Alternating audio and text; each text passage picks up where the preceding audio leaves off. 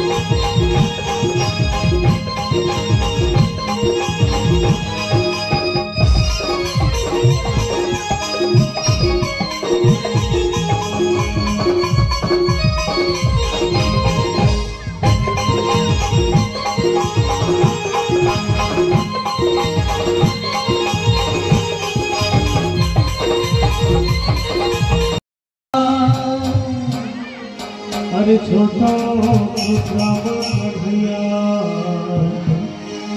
अरे छोटा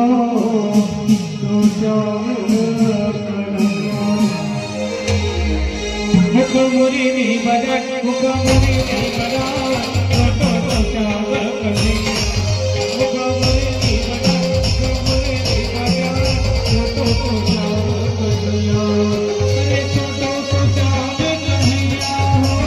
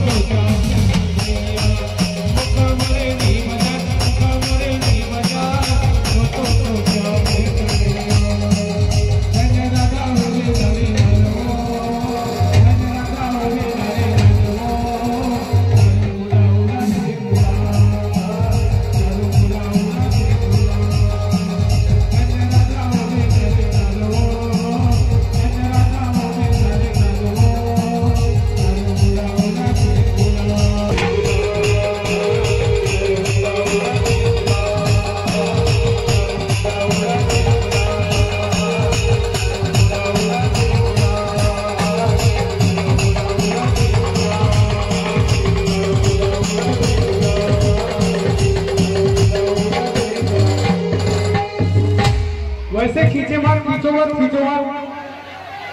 भगवान के हाथों मटकी को तोड़वा दो, ऐसे खींचो मत ना भाई, भगवान के लिए बंधे हैं। बोल वृंदावन बिहारी लाल की जय। आइए परीक्षित महाराज जी, एक भजन पश्चात आरती हो गया, आप आरती की तैयारी कर लो।